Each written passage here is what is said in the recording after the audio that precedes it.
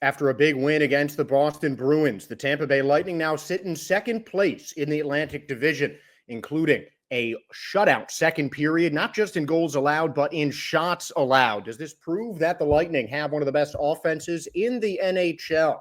Find out on this episode of Locked On Lightning.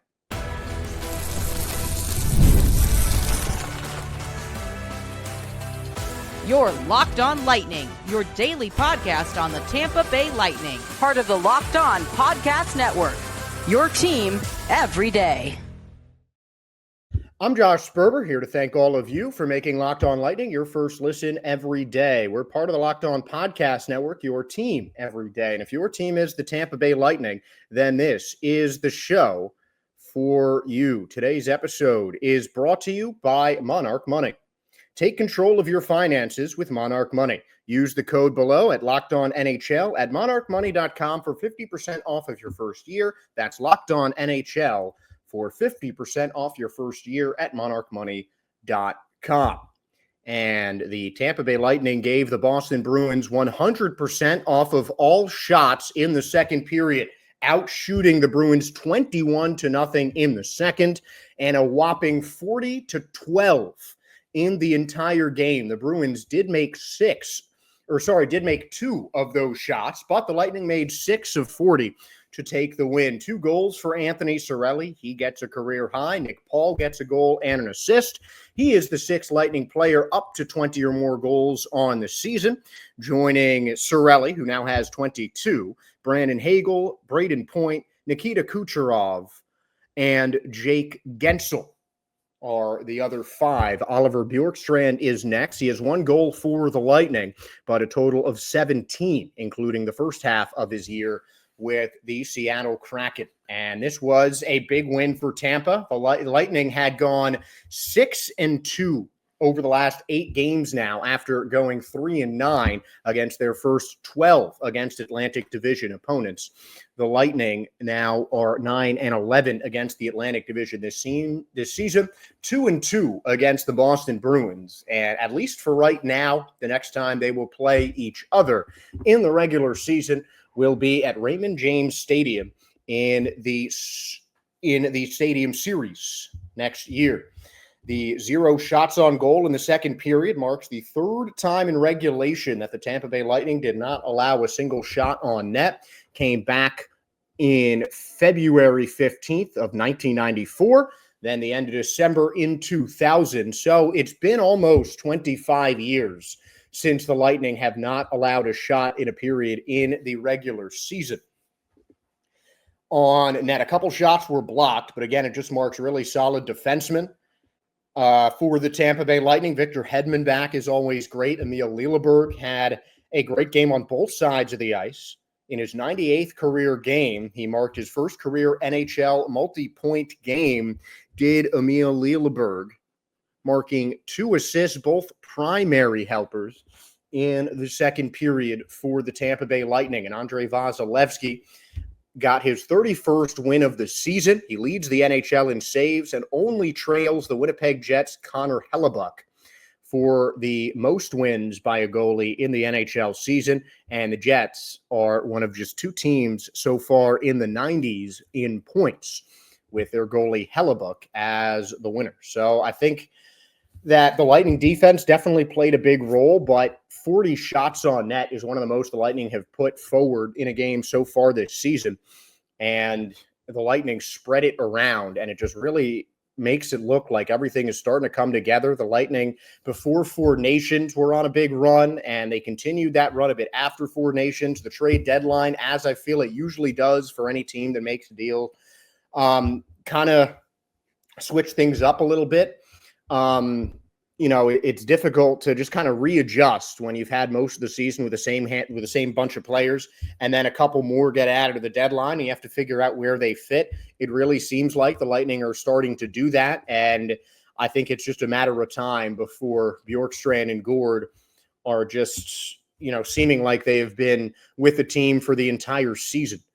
Because obviously that's what you end up wanting at a guy who you traded for, especially a guy like Yanni Gourde. He seems to be seamlessly fitting in, but it's still just a question of really which line he's going to be a mainstay on. And then for Ollie Bjorkstrand, he just has to get used to the new team, I guess, that he's with. And again, it's mostly about which line that he is with. Both Gord and Bjorkstrand are mainly stuck with one position. Bjorkstrand can play both wings, primarily goes on the right, Gord on the center position at every game he has played so far for Tampa. But the offense really seems to be in sync. The defense did a really good job of just taking advantage of the fact that Bruins did not put too much pressure against the Tampa Bay Lightning, and they were able to really control the game, control the attack. And the defense for Tampa Bay had a big help in the attack, with Victor Hedman marking a goal and an assist, Darren Radish doing the same, Emil Lilleberg getting a pair of helpers as well, and Eric Chernak getting his 16th assist and his 19th point of the season, a new career high for the Lightning defenseman. And you just love seeing when anyone is getting involved, and everyone is getting involved, really. And it just seems like the whole Lightning team is really starting to hit their stride. Gage Gonzalez has points in each of the last 3 games. Ryan McDonough with a helper in each of the last 2. And the 8th multi-point game of the season for Darren Radish as well. And of course, 6 different goal scorers with 20 or more. We'll talk about that a little bit more, but it just shows how dominant the Lightning offense is. But obviously, the defense is the unit that needs to get a lot of credit for this, particularly for that that second period. Only 1 power play for Boston, and the Lightning killed it off handily. They won well over half of the faceoffs at 56% as well. So this was just a great team win for the Tampa Bay Lightning. And whenever you can get the Lightning defenders to be that successful on both sides of the puck, I mean, when you look at just the two-way aspect of the Tampa defenders, looking at how well they contributed to the offensive side in terms of points, and also how many points they took away from the opponent, I don't think there's any question that this was one of the most, if not the most, well-rounded game for the Tampa Bay Lightning. Victor Hedman, Darren Radish, Emil Lilleberg, all with 2 points each. All but 2 defensemen, Moser and Perbix, did record a point for the Tampa Bay Lightning. And the McDonough and Lilleberg, or the McDonough and Chernak line +2, Radish and Lilleberg at +2 as well. So just a really great all-around defensive performance. I think the Lightning definitely play better offensively when the defensive players are a factor. Obviously, you have fantastic forwards for the Lightning. That's something that I think it's safe to say, and I'm really going to talk about it a lot in the next segment, but the Tampa Bay Lightning might have, and I think do have, the best offensive team in the league, and a big part of that is because of how well the defenders can contribute. We'll talk about that a little bit more in the next segment, but I think 3 defensemen with a multi-point game certainly can boost the Lightning's, favor in that.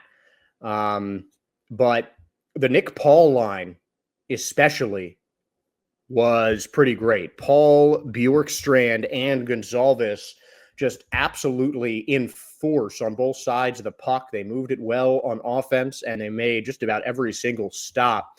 I think, listening to the TV broadcast, Dave Randorf is just saying, a great job by Nick Paul's line at just about the end of every shift. I mean, it seems like all of them were all over the ice, playing great on defense for a line that, is not really one of the Lightning's best defensive lines, I would say. They played the best defense of any forward line out there tonight for either the Lightning or the Boston Bruins. And I think Nick Paul was a big leader in that. Anthony Cirelli, of course, played well on defense as well, shut down the Bruins' top scorers, and just really helped the Lightning, I think, get some redemption. That Saturday game 9 days ago now, against the Bruins at home, a 4-0 loss, certainly the worst of the season for the Lightning. It just was not a good game for them.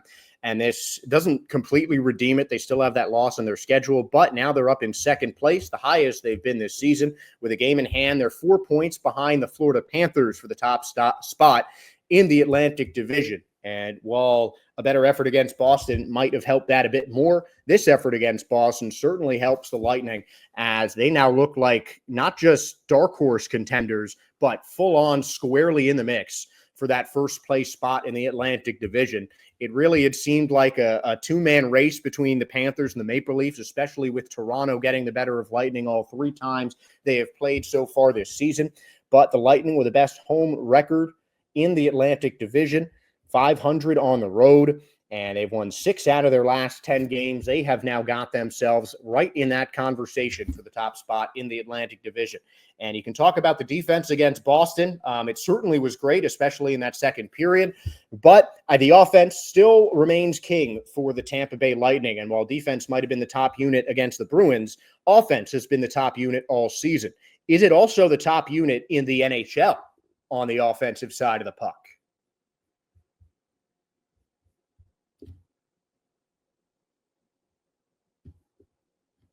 Eating healthy doesn't have to be complicated. With Factor, you get chef-made, dietitian-approved meals that are ready to eat and heat in just 2 minutes, so you can fuel your body without the hassle of cooking. Factor meals arrive fresh, never frozen, and with 40 options across 8 dietary preferences each week, you can customize your menu to fit your goals, whether that's Calorie Smart, Protein Plus, or Keto. I love how Factor keeps you on track with healthy, delicious meals without the time-consuming meal prep. The Korean beef bowl and the creamy Parmesan chicken are some of my favorites. They taste homemade, but take no effort. And I've been trying to make Korean barbecue beef for, well, as long as I've been cooking. Now I can get them with Factor easily.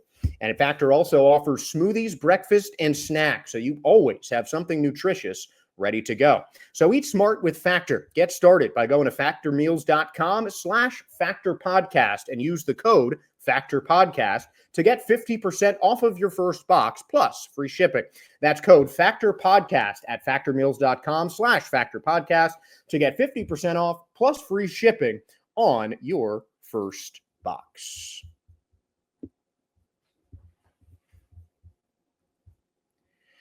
So we have talked a lot about the Tampa being an offensive-driven team, a team where their offensive unit is the reason that they win the majority of their games and where the offensive game plan is really king. And that has been the Tampa Bay Lightning. Defense has been up and down over the course of this season as they head into the game against the Flyers, 7th in the league in goals allowed per game.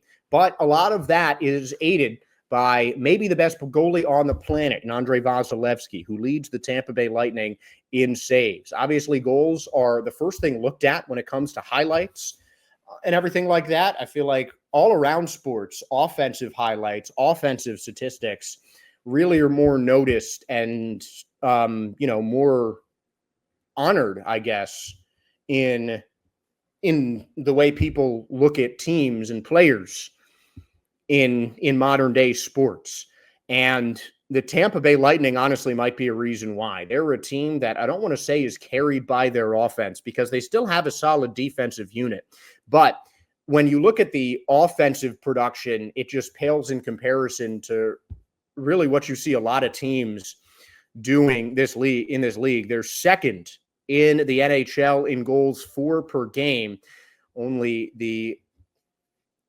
one of the top teams in the league has more than them, Capitals, Jets, both up there. And the Lightning still, despite the fact that they're more than 10 points behind those teams, they score more than them. Their great goalie in net certainly makes up for a lot of defensive miscues if those do end up happening for the Tampa Bay Lightning, but it's always the offense that bails them out. They're the only team at this point with over 5 still, I think, 20 goals scores. Now, certainly the only team with 6. They were first to 4, first to 5, first to 6. Have some of the best offensive talent in the NHL on their team. And I really think that it's time that we recognize this Lightning offense is the best one in the league. I mean, even if they're second in goals for per game, you just look at some of the offensive talent that the Lightning have, and there are just few teams that match that. I mean, this is the only other team with the same kind of star power. I feel like on offense, even comparably to the Lightning, might be the Colorado Avalanche, the Dallas Stars after their 50 trades over the trade deadline. But the Lightning weren't one of the most active teams in the trade deadline.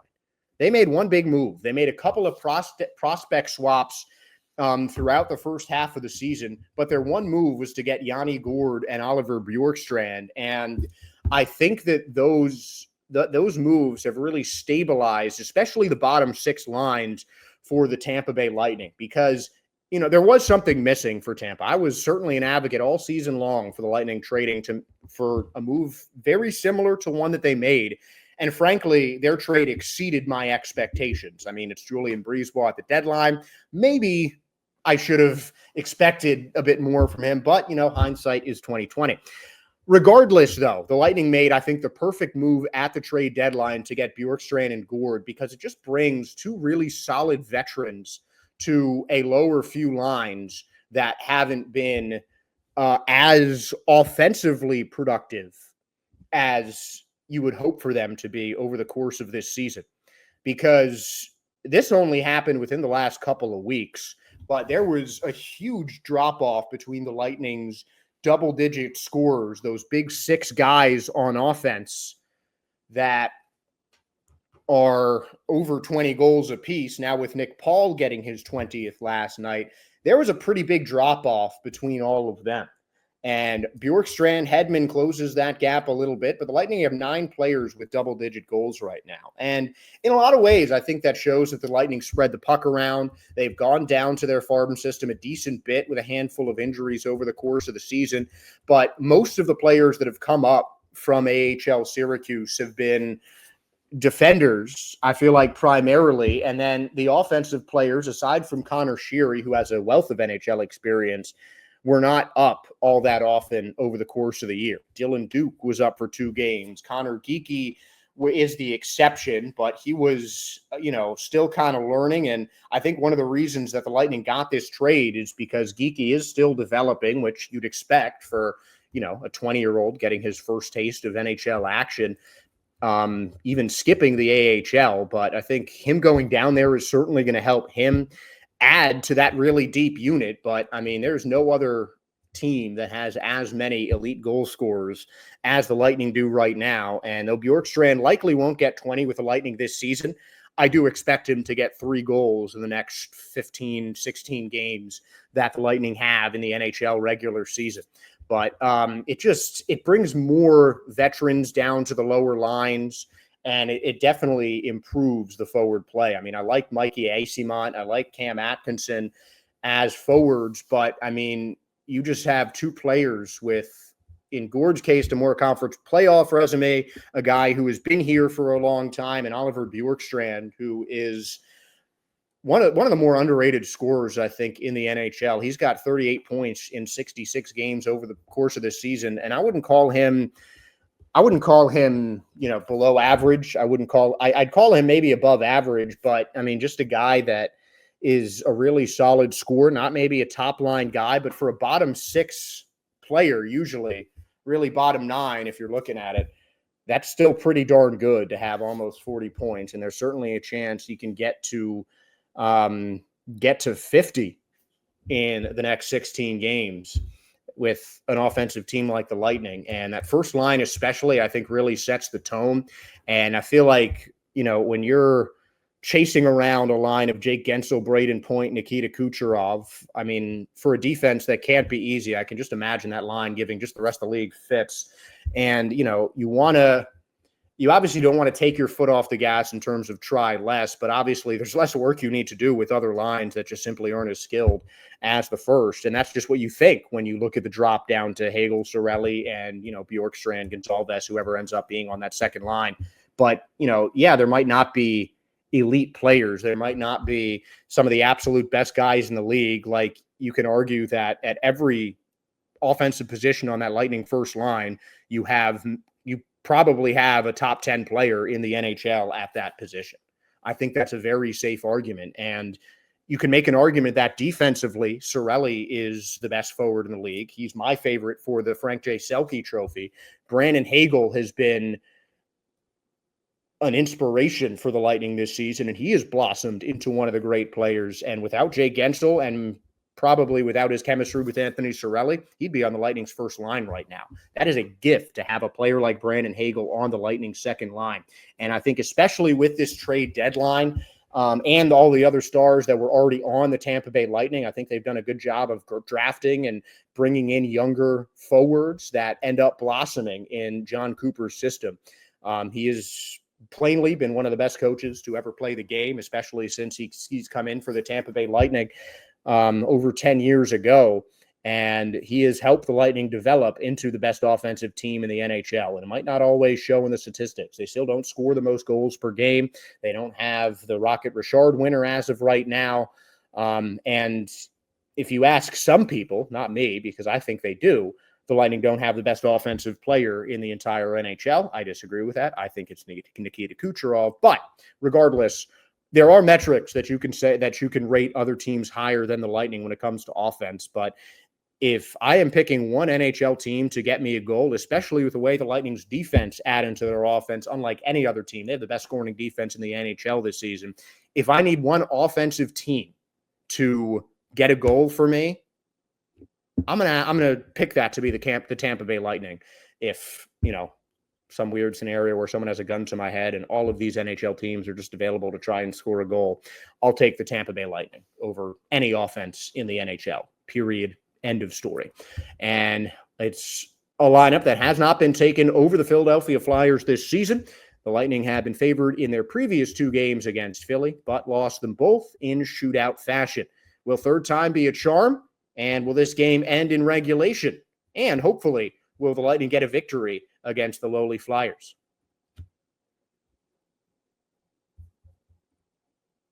Looking for a snack that's both delicious and nutritious? Crack into a good source of protein with Wonderful Pistachios.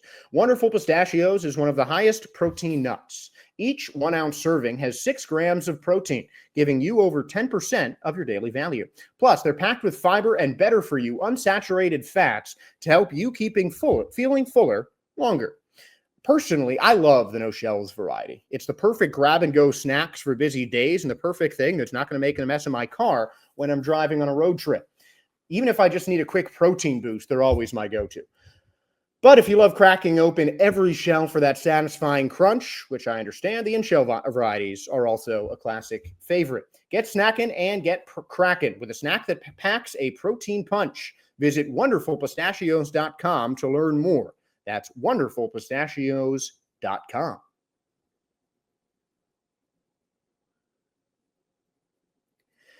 Ever check your bank account and wonder, where did all my money go? Between dining out, online shopping, and entertainment, it's easy to lose track. That's where Monarch Money comes in, your personal CFO, giving you full visibility and control over your finances. Monarch Money isn't just a budgeting app. It's a complete financial command center. You can track all your accounts, investments, and spending in one place so you stop just managing your money and start building wealth. When I started using Monarch, I realized just how much I was spending on food delivery because, well, I eat too much. Now, I budget smarter and save more. Instead of juggling multiple apps, you can use Monarch to check your finances, track spending, and even plan long-term goals. Managing money with your partner is smoother than ever. You can track shared and personal accounts, set goals, and stay on the same page without the stress. Take control of your finances with Monarch Money. Use the code LOCKEDONNHL at monarchmoney.com for 50% off your first year. That's monarchmoney.com, code LOCKEDONNHL for half off your first year.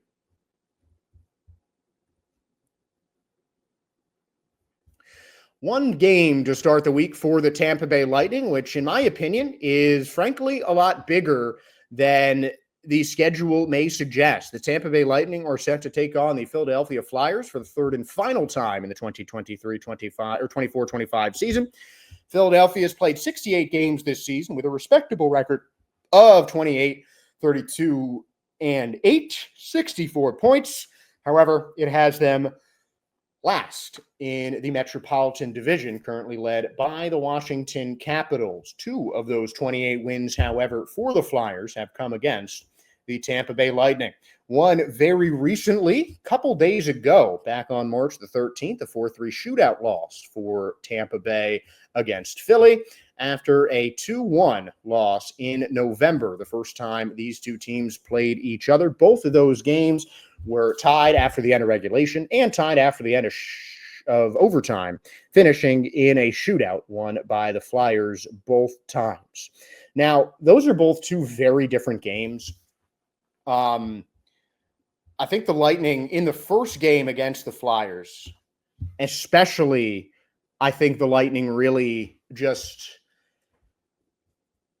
didn't, I think we're maybe a little overconfident coming into that game, because you go all the way back to November. The first time these two teams played each other, the Lightning were in the midst of what ended up being their longest losing streak of the season, with the Flyers marking their fourth straight games, and it was all pretty tough losses.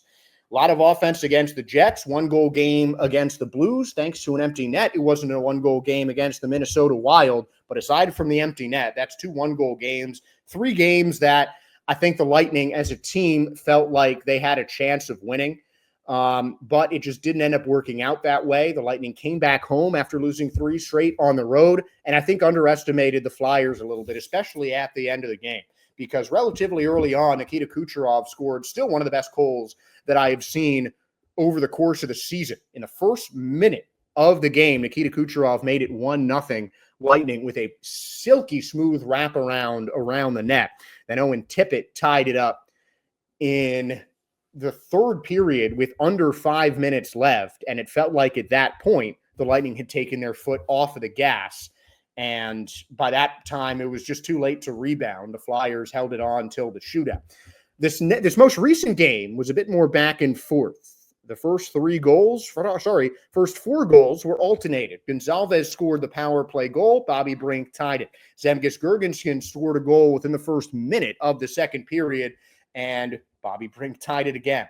Then once the Ryan Poehling goal was scored, the Lightning seemed to be kind of on their heels. Cam Atkinson with a beauty against his former team, but then it was the same overtime and the same shootout, other than the fact that the Lightning actually made a couple shots, and by a couple, I mean 1 shot in the shootout, with Braden Point getting a shootout goal to equalize after Matvei Michkov got his.